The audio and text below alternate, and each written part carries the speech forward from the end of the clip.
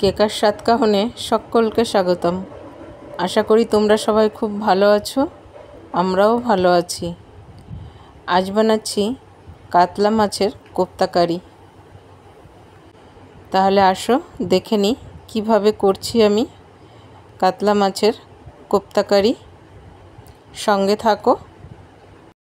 কাতলা মাছের কোপ্তা করার জন্য এখানে বলে জল, তার মধ্যে নুন, হলুদ আর সামান্য তেল দিয়ে বসিয়ে দিয়েছি গ্যাসে। এখন মাছগুলোকে সেদ্ধ করে নেব। তার জন্য এক এক করে সব মাছ দিয়ে দেব সেদ্ধ করতে। সব মাছ আমি বয়েল করার জন্য ছেড়ে দিয়েছি। এখন কিছুক্ষণের মধ্যে ঢাকা দিয়ে মাছগুলোকে আমি খুব সুন্দর করে বয়েল করে নেব। দিয়ে দিচ্ছি ঢাকা। কিছুক্ষণ পরে ঢাকনাটাকে তুলে নেব। দেখো খুব সুন্দর করে বয়েল হয়ে গেছে মাছগুলো। এখন মাছগুলোকে সব তুলে নিতে হবে। ঠান্ডা করে মাছগুলোকে সুন্দর করে ছাড়িয়ে নেব আমি। মাছগুলো খুব সুন্দরভাবে ঠান্ডা হয়ে গেছে। দেখো একদম সুন্দরভাবে ধরা যাচ্ছে, কোনো অসুবিধা নেই।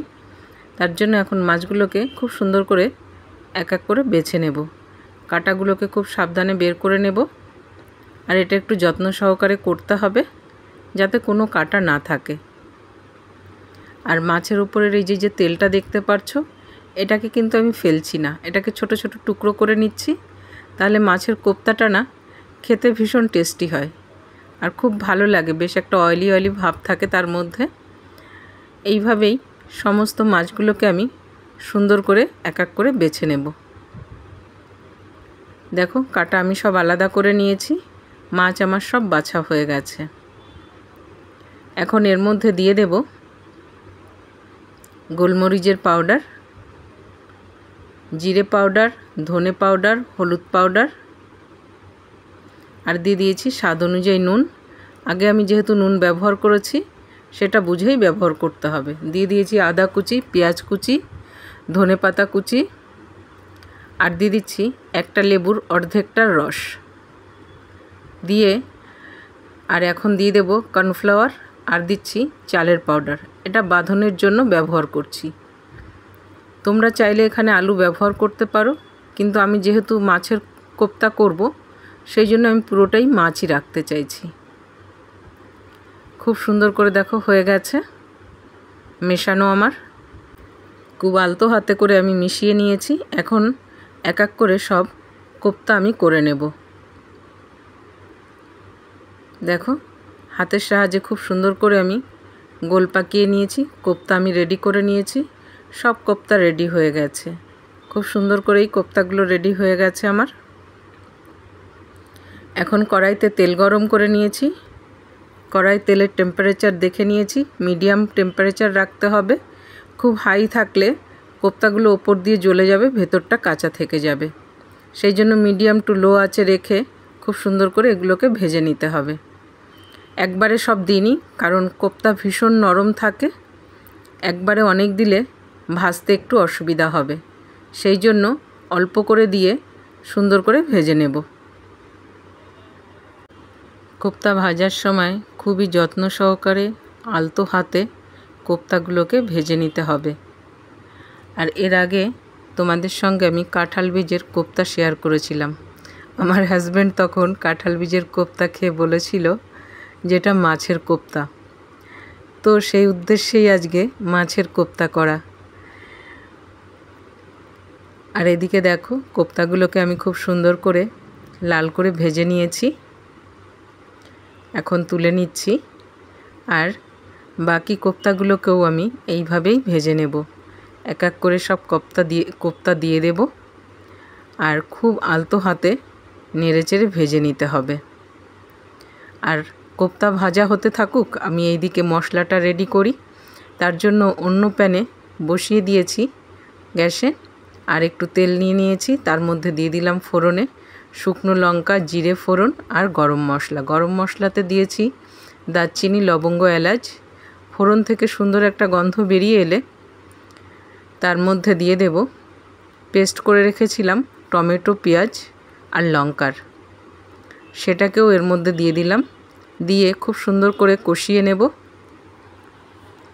মশলাটা খুব ভালো করে কষাতে হবে, তবেই কিন্তু কোপ্তার টেস্ট সুন্দর হয়।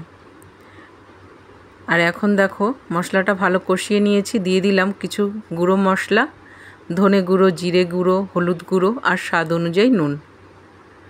আর দিয়েছি স্বাদকে ব্যালেন্স করার জন্য সামান্য চিনি দিয়ে আর একটু জল দিয়ে ভালো করে মশলাটাকে কষিয়ে নেব। খুব ভালো করে কষিয়ে নিতে হবে মশলাটাকে। মশলাটা খুব সুন্দর করে কষানো হয়ে গেছে। এখন দিয়ে দেবো এর মধ্যে গরম জল। গরম জল দিয়ে খুব সুন্দর করে জাল করে নিতে হবে মশলা দিয়ে। খুব সুন্দর করে মিশিয়ে নিয়েছি গরম জলের সঙ্গে মশলা। এখন খুব ভালো করে জাল তুলে নিয়েছি। দেখো এর মধ্যে এখন দিয়ে দেবো একটু গরম মশলা আর দিয়ে দেবো ঘি, দিয়ে আর একবার একটু ভালো করে নেড়ে চেড়ে নেব।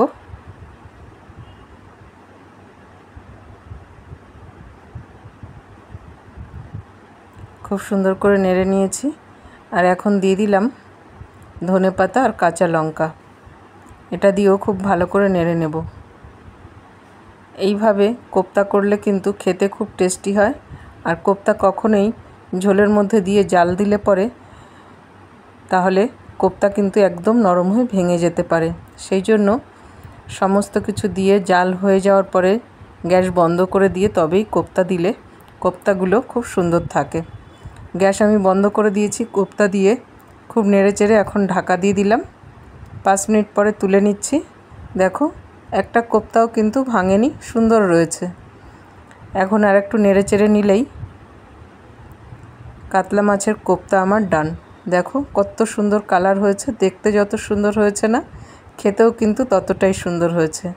তোমরা কিন্তু ঘরে একবার অবশ্যই এভাবে ট্রাই করো। গরম রাইসের সঙ্গে কাতলা মাছের কোপ্তা কারি সত্যি লাগে অপূর্ব সুন্দর।